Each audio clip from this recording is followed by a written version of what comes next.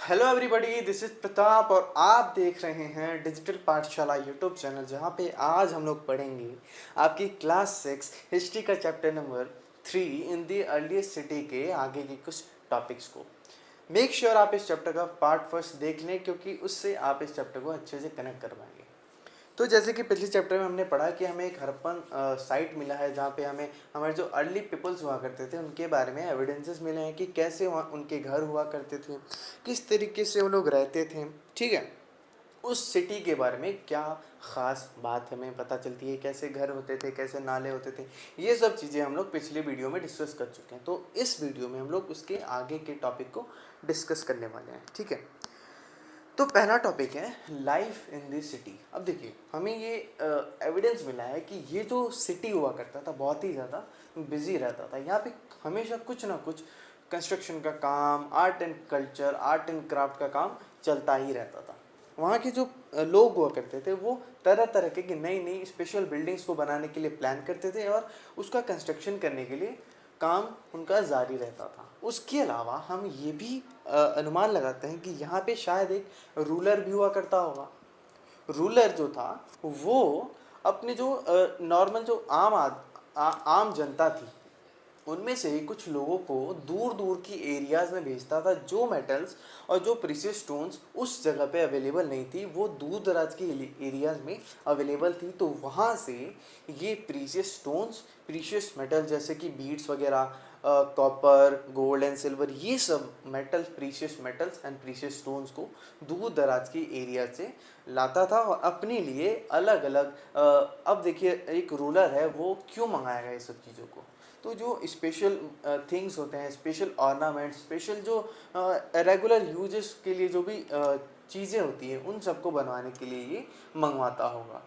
ठीक है, इस चीज़ों से हमें पता चलता है कि हाँ, यहाँ पे दूर दराज के एरिया से मटेरियल्स को लाया जाता था। ठीक है, अब देखिए उसके अलावा यहाँ पे बहुत ही ज़्यादा ब्यूटीफुल चीज़ें बीड्स से बनाई जाती थी, गोल्ड एंड सिल्वर से बनाए जाते थे, और जो भी ऑर्नामेंट्स ये लोग लेकर आते थे उनसे वैल्यूएबल गुड्स वगैरह डेवलप किए जाते थे। ठीक है, अब उसके अलावा हमें ये भी एविडेंस मिला है कि यहाँ पे एक स्क्राइब भी हुआ करता था। स्क्राइब क्यों होगा? स्क्राइब का मतलब पहले आप जानिए। स्क्राइब का मतलब होता है अ पर्सन, एक आदमी जिसे लिखावट का काम आता हो। लिखावट का काम आता हो तो क्या फ़ायदा होगा उससे? अब जो सील वगैरह बनेंगे, जो भी रूलर होगा उसके जो सील होंगे, जो सील बनेगा उस पर लिखावट का काम कौन करेगा? ये स्क्राइब वो काम करेगा। जो भी मटेरियल वगैरह बनेंगे उन पे लिखावट का काम कौन करेगा?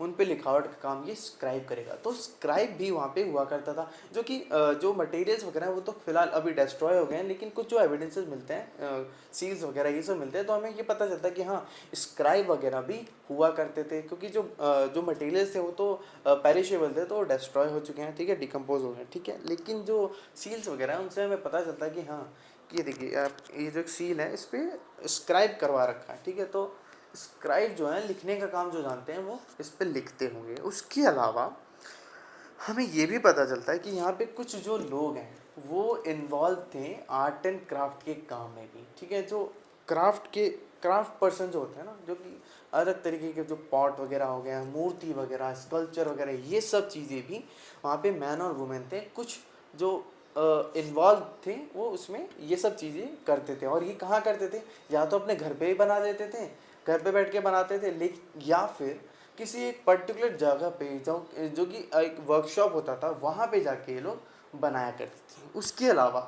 हमें ये भी पता चलता है कि जो भी लोग, जैसे कि मैंने बताया ना ऊपर, कि ये जो रूलर होता है वो जगह जगह भेजता था, जगह जगह से मटेरियल लाने के लिए।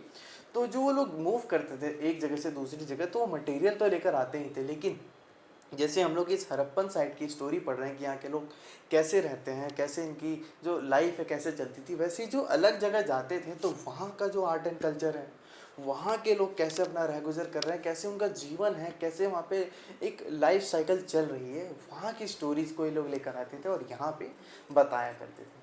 और उसके अलावा हमें क्या एविडेंस मिला है कि जो खिलौने होते हैं, टेराकोटा टॉयज़, टेराकोटा टॉयज का मतलब जो ये मिट्टी को पका के जो खिलौने बनते हैं। अब आज के समय में तो जो कार होते हैं, remote control car, remote control helicopters वगैरह, ये सब तो उस समय में डेवलप नहीं था। तो उस समय के उस सोसाइटी में जो भी रिसोर्सेस अवेलेबल थे, उन सब चीज़ों से जो खिलौने बनते थे वो ये थे। टेराकोटा टॉयज के टॉयज बनते थे और इनसे बच्चे खेला करते थे। ठीक है, टेराकोटा टॉयज से बच्चे खेला करते थे। अब देखिए टेराकोटा टॉय, ये देखिए ये है जैसे कि शेर, हाथी, कुत्ता, बिल्ली, ये सब ये वगैरह उस समय में बनाए जाते थे बच्चों के मनोरंजन के लिए। ठीक है, अब अगला टॉपिक क्या है आपका, new craft in the city. अब देखिए यहाँ पे जैसे मैंने बताया कि आर्ट एंड क्राफ्ट का काम भी मिला है। अब जो आर्कियोलॉजिस्ट को आर्ट एंड क्राफ्ट जो मिले हैं यहाँ पे, उनको एक चीज़ पता चली है कि यहाँ पे जो भी मटेरियल्स वगैरह बनाए जाते थे वो स्टोन, शेल, मेटल जैसे copper, bronze, gold and silver, ठीक है, इन सब चीज़ों से इन मटेरियल्स को बनाया जाता था। अब देखिए सबसे मेन बात जानिए कि जो कॉपर और ब्रॉन्ज है, इसको इस्तेमाल किया जाता था जो भी टूल्स हैं, वेपन्स वगैरह, ऑर्नामेंट्स और बर्तन वगैरह बनाने के लिए इस्तेमाल किया जाता था। और जो गोल्ड एंड सिल्वर हैं, इसको ऑर्नामेंट जैसे कि नेकलेस वगैरह, ज्वेलरीज वगैरह बनाने के लिए और बर्तन बनाने के लिए गोल्ड एंड सिल्वर का इस्तेमाल किया जाता था। और सबसे चौंकाने वाली बात क्या है कि उस समय में जो शेविंग के लिए होता है ब्लेड्स, शेविंग जैसे कि आप इंटरप्रेट कर सकते हैं कि जो ब्लेड है वो शेविंग के लिए इस्तेमाल, जैसे आज के समय में उस्तरा बोलते हैं ना, वो चीज़ें भी अवेलेबल थी। अब ये कैसे पता चलता कि हाँ उस्तरा था और उसका इस्तेमाल भी किया जाता था। ये देखिए एक अंकल की मूर्ति है, इनकी तो देखिए जो बियर्ड है काफ़ी ज़्यादा एकदम ऐसा लग रहा है कि हाँ सेट करा रखी है इन्होंने। तो कैसे सेट कराएंगे, ये इस उस तरह से मतलब इस ब्लेड से ही सेट करा हुआ। तो ब्लेड भी यहाँ पे मौजूद थी और तो और उसके साथ ही यहाँ पे बीड्स के ऑर्नामेंट्स भी पाए गए हैं। ठीक है, आज के समय मोतियों के और ऑर्नामेंट्स होते हैं ना, नेकलेस वगैरह, ये सब चीज़ें भी यहाँ पे मौजूद हैं। मतलब बीड्स वगैरह भी ये लोग मतलब बना लेते थे या फिर दूर दराज के एरिया से, जैसे गुजरात वगैरह से ये लोग लेकर आते थे। ठीक है, उसके अलावा जो हड़प्पन एक और काम करते थे, क्या करते थे ये लोग पत्थर के ऊपर स्क्राइब करवाते थे। जैसे जो मैंने बताया कि स्क्राइब हुआ करता था जो कि सील्स वगैरह बनता था, जो सील्स वगैरह हैं इनकी। अब देखिए आपको एक सील दिखाता हूँ, एग्जांपल आपकी बुक में दे रखा है, ये देखिए इन्होंने पत्थरों पे इंस्क्राइब करवाया और उसके साथ ही में जो भी उनका मिथ हुआ करता, जो भी जिस एनिमल की वो लोग रेस्पेक्ट करते थे, पूजा करते थे, या फिर जो भी उनका स्पिरिचुअल चीज़ हुआ करता था, जो भी उनका मिथ हुआ करता था, उस हिसाब से ये लोग उस पत्थर पे जो भी उनका सील है उस पर उस जानवर को बनवा देते थे। अब देखिए ये जैसे कि यूनिकॉर्न की एक पिक्चर है और ऊपर जो ये स्क्रिप्ट लिखी हुई, ये हमें आज तक समझ नहीं आई है कि हड़प्पन की जो भी एविडेंसेस मिले, जो भी इंस्क्रिप्शंस मिली है, वो हमें आज तक समझ नहीं है वो किस स्क्रिप्ट में लिखी है। वो आज तक हमारे आर्कियोलॉजिस्ट और हिस्टोरियंस पता लगा रहे हैं। ठीक है, ये एक बहुत बड़ी बात है। उसके अलावा हमें जैसे कि मैं ये उम्मीद करके चल रहा हूँ कि आपने चैप्टर फर्स्ट और सेकंड पढ़ लिया है। तो चैप्टर सेकंड में आपने जो पॉट वगैरह देखा था, पॉट पे जो डिज़ाइन वगैरह देखा था, जो आर्टिस्टिक वर्क देखा था, वो भी इतना डेवलप था। इससे हमें एविडेंसेस मिलते कि यहाँ पे भी वो डिज़ाइंस वगैरह पॉट्स पे अवेलेबल थे।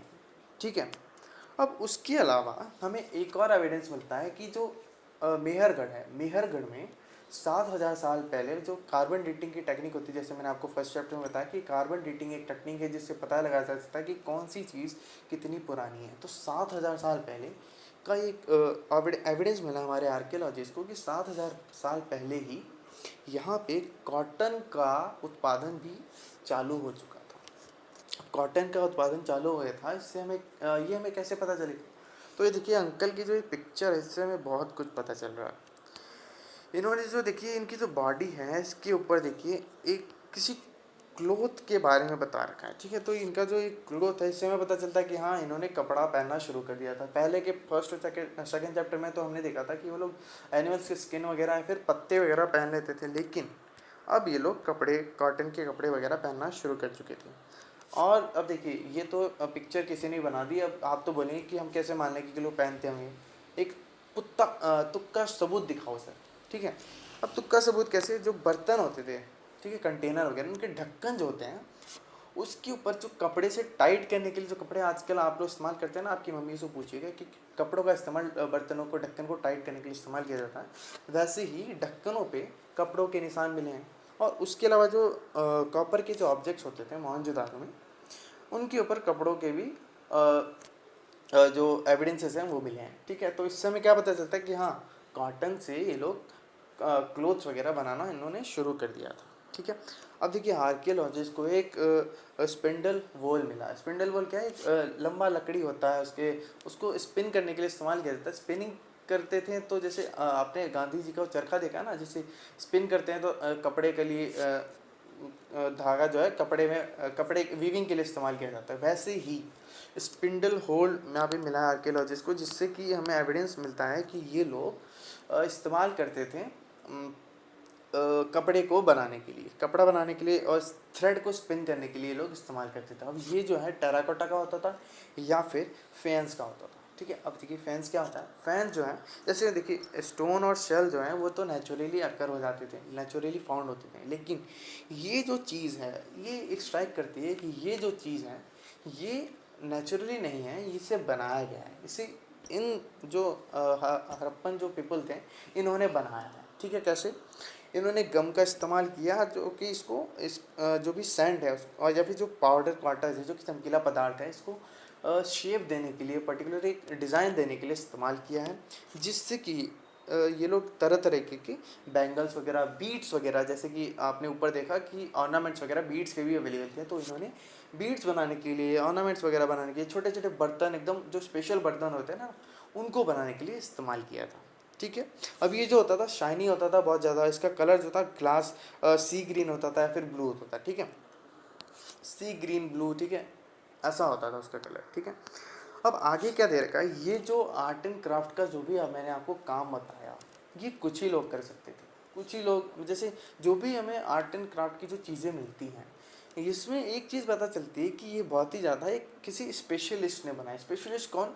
जिसको पर्टिकुलर किसी काम के बारे में बहुत ही ज़्यादा डीप नॉलेज हो, उसके बारे में कि ये काम कैसे होगा, किस तरीके से होगा, उसके बारे में स्पेशल नॉलेज होना चाहिए। स्पेशलिस्ट हैं, उन्होंने ये चीज़ बनाया है। ठीक है, जैसे कि मटका बनाने वाला है एक पॉटर, उसको पता होता है कि कैसे मटके को बनाना है, कैसे फिनिशिंग देनी है, किस तरीके से उसको डिज़ाइन करना है। उस तरीके से एक स्पेशलिस्ट जो है वही पता लगा सकता है। जैसे चीज़ों को बिल्कुल पॉलिश्ड बीड होते थे, कटिंग स्टोन जो है, ये सब चीज़ें जो हैं एक पर्टिकुलर ट्रेंड जो इंसान है वही बना सकता है। तो जो भी चीज़ें मिली हैं वो इससे हम इंटरप्रेट कर सकते हैं कि जो भी चीज़ें मिली है बहुत ही ज़्यादा एक स्पेशलाइज तरीके से बनाई गई है। ठीक है, अब जो भी स्पेशलाइज तरीके से चीज़ें बनाई गई हैं उसको हमें अभी तक ये मतलब कोई जिंदा तो नहीं है ना उस समय का कि हाँ कि बता सके कि हाँ कौन है, कैसे बनाता था। तो जो आदमी होते थे या ये औरत होती थी, तो कौन होते थे स्पेशलिस्ट, हमें ये नहीं पता कि ये मैन होते थे या फिर वुमेन होते थे। ठीक है, तो हम ये अनुमान लगा सकते हैं कि हाँ, मैन और वुमेन दोनों ही स्पेशलिस्ट होते थे, दोनों ही आर्ट एंड क्राफ्ट के काम को किया करते थे। ठीक है, ये चीज़ आपके इस पैराग्राफ में बताएंगे। ठीक है, जैसे जैसे कि ये बोल रहा है पेज नंबर 28 पे, आप देखिए पेज नंबर 28 पे आप ये देखिए, ये जो बीड्स वगैरह हैं, ये जो ब्लेड्स वगैरह, ये स्पेशलाइज्ड आइटम्स है। देखिए मूर्ति वगैरह का काम है, ये सब बिल्कुल स्पेशलाइज्ड हैं। ठीक है, इन्हें बनाने के लिए एक स्पेशलाइज्ड मैन एंड वुमेन ही इसको बना सकते हैं। ठीक है, तो ये आपके पैराग्राफ में दिया था।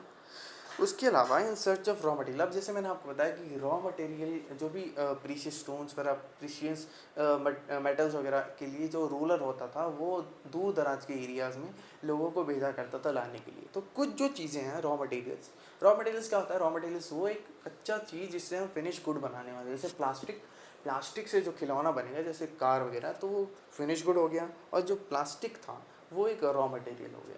ठीक है, जैसे मैं आपके तरीके से एग्जांपल देते हैं, जैसे पॉपकॉर्न खाते हैं आप, तो एक तो पॉपकॉर्न जो कॉर्न होता है, ठीक है, कॉर्न को पकाने के बाद जो पॉपकॉर्न बनता है वो हो गया फिनिश गुड, और जो कॉर्न है जो उग रहा है खेत में वो हो गया रॉ मटेरियल। ठीक है, तो कुछ जो चीज़ें हैं वो तो उन्हें पर्टिकुलर उनके जहाँ पे वो रह रहे हैं हरपन साइट्स में अवेलेबल थी, लेकिन कुछ जो चीज़ें हैं जैसे कि प्रीशियस स्टोन्स वगैरह, प्रीशियस मेटल्स वगैरह, ये उन्हें दूर दराज के एरिया से लाना पड़ता था। अब जैसे कि देखिए कॉटन वगैरह और जो फार्मर्स वगैरह जो भी बना रहे हैं फिनिश गुड्स उनसे ले रहे हैं, उनसे तो वो वहाँ से ऑब्टेन करते थे। और जो भी आर्ट एंड क्राफ्ट का काम है, जो भी कपड़े का बनाने का काम है, वो सब तो वहीं पे पर्टिकुलरली ये लोग कर लेते थे। लेकिन जो भी चीज़ें यहाँ पे अवेलेबल नहीं थी, इसको दूर दराज के एरिया से लाया जाता था। जैसे कि कॉपर हो गया, सिल्वर हो गया, गोल्ड हो गया, फिर प्रीशियस स्टोन्स, बीड्स वगैरह, ये सब चीज़ें अलग अलग जगह से लाया जाता था, दूर दराज की जगहों से लाया जाता। अब जैसे कि हम जैसे कि कॉपर हो गया, कॉपर राजस्थान में ज़्यादा मात्रा में पाया जाता है, ठीक है। तो कॉपर को राजस्थान से लाते थे लोग, या फिर ओमान जो है वेस्ट एशिया कंट्री में, वहाँ से ये लोग कॉपर को लाते थे। और उसके अलावा जैसे कि टिन, टिन जो है इस्तेमाल किया जाता है कॉपर में मिक्स करके एक नया मेटल बनाने की, जिसको हम बोलते हैं ब्रॉन्ज। ये जो टिन है, टिन को ये लोग लाते थे, जो आज के समय जो अफगानिस्तान है और जो ईरान है ना, वहाँ से ये लोग टिन लेकर आते थे, जो कि कॉपर में मिक्स करते थे और एक नया मेटल बनाते थे, जिसको कहते हैं bronze. Copper plus tin is equals to bronze. अब ब्रॉन्ज से जो भी प्रोडक्ट बनता था वो एक अलग तरीके का मेटल होता था, अलग तरीके के प्रोडक्ट उससे बनाए जाते थे, ठीक है। तो ये अफगानिस्तान और ईरान से लेकर आते थे। अब जैसे कि आपको पता होगा कर्नाटक में क्या हो रहा है, कर्नाटक में गोल्ड जो है, कोलार माइंस है वहाँ पे गोल्ड माइंस है, जाके गोल्ड वहाँ पे अच्छी मात्रा में पाया जाता है। तो वहाँ से कर्नाटका इंडिया में, वहाँ से ये लोग गोल्ड वगैरह लेकर आते थे।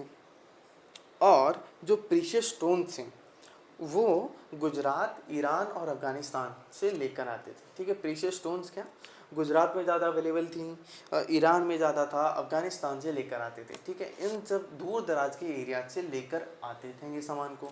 अब हमें कैसे, मतलब आपको एक बताता हूँ कि हम ये कैसे आर्कियोलॉजिस्ट ये बताते हैं कि यहीं से ये लोग लेकर आते होंगे। आप तो मतलब क्या सबूत है आपके पास? तो मैं बोल सकता हूँ कि देखिए इनकी जो पर्टिकुलर सील होते थे, पर्टिकुलर जो आज के समय तो एक रुपये का नोट होता है, वो तो मीडियम ऑफ एक्सचेंज है। लेकिन उस समय में बार्टर सिस्टम चलता होगा, या फिर कोई उनकी जो भी पर्टिकुलर मैथोलॉजी, जो भी उनका मेथड रहता होगा, उसको लोग इस्तेमाल करते हैं। जो उनकी सील्स हैं वो इन जगहों पे पाई गई हैं, और जो उनके सील्स हैं जैसे ओमान, अफगानिस्तान, इन सब की सील्स हमारे यहाँ पे पाए गए। तो इसका मतलब क्या होगा कि ट्रेड हुआ होगा तभी तो दूर दराज के एरिया से सामान आएगा। तो इस तरीके से हम इंटरप्रेट कर सकते हैं कि हाँ, दूर दराज के एरिया से सामान आया होगा। अब देखिए आपको एक ये देखिए आपको एक खिलौना दिख रहा है बच्चे का। इस खिलौने को एक आप आर्कियोलॉजिस्ट के हिसाब से देखिए, ठीक है। इसमें इससे आपको क्या पता चलता है कि अब देखिए आज के समय में आपको जो खिलौने मिलते हैं वो वाकई में एक बड़े, जैसे कार हो गया, कार जो है एक रोड पे चलती है, लेकिन आपको एक खिलौना दिया जाता है ना, एक टॉय कार, वैसे ही ये एक टॉय कार्ट है। तो इससे हम क्या इंटरप्रेट कर सकते हैं कि हाँ, उस समय पे व्हील्स वगैरह भी डेवलप हो चुके थे, और साथ ही में कार्ट वगैरह गुड्स को कैरी करने के लिए एक जगह से दूसरी जगह ले जाने के लिए इस्तेमाल किया जाता था, ठीक है। इससे हम ये इंटरप्रेट कर सकते हैं। अब एक आर्कियोलॉजिस्ट के दिमाग से आप सोचिए, ठीक है। तो आप ये सोचेंगे कि हाँ, वाकई ही वहाँ पे अगर बच्चे अगर खिलौने से खेल रहे हैं तो वाकई वो एक बड़ा चीज़ मौजूद होगा, जिसको बच्चे ने जिद की होगी, हाँ मैं भी कार्ट चलाऊंगा, मैं भी कार्ट चलाऊंगा, और उसे खिलौना बना के दे दिया, हाँ लो बेटा आप इसे चलाओ, ठीक है।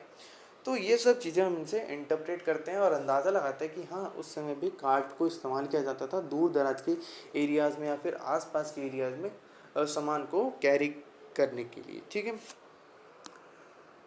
तो ये तो ये कार्ट है, ये तो टेराकोटा का बना हुआ है। जैसे मैंने आपको बताया कि जो टॉयज़ होते थे वो टेराकोटा के बनते थे, लेकिन ये तो है सर्वाइव कर गया, इसलिए हमें एविडेंसेस मिल गए। लेकिन जो एक्चुअल जो कार्ट होता था वो तो लकड़ियों का बनता था, तो शायद वो डिस्ट्रॉय हो चुका है और हमें उसके एविडेंसेस नहीं मिले। इसलिए हम इससे अनुमान लगा रहे हैं कि हाँ, अगर एक टॉय है मतलब इसका कोई एक मेन जो ओरिजिनल जो चीज़ थी वो भी मौजूद होगी, इसलिए ही ये टॉय भी बनी है, ठीक है। तो उम्मीद करता हूँ कि आपको ये सब चीज़ें समझ आई हैं। तो देखिए टॉपिक बहुत ज़्यादा लंबा हो चुका है, तो आगे के टॉपिक जो हैं वो हम अगले वीडियो में डिस्कस करेंगे। तो उम्मीद करता हूँ आपको यहाँ तक जो भी मैंने बताया वो चीज़ें समझ आई होंगी। और आप इस वीडियो को लाइक कीजिए, शेयर कीजिए अपने फ्रेंड्स के साथ, और सब्सक्राइब कीजिए हमारे चैनल को, और बेल आइकन को ज़रूर दबाइएगा, ठीक है। तो मैं उम्मीद करता हूँ आपको सारी चीज़ें समझ आई होंगी। कोई भी अगर आपको इससे रिलेटेड कोई डाउट है, कन्फ्यूज़न है, तो आप कमेंट सेक्शन में मुझसे ज़रूर पूछिएगा। और इसी तरीके से हमारे साथ बने रहिए, पढ़ते रहिए, कीप लर्निंग, स्टे कनेक्टेड। तो मिलते हैं अगली वीडियो में अगले टॉपिक के साथ. So stay connected, keep learning. Thank you very much and take care. Bye.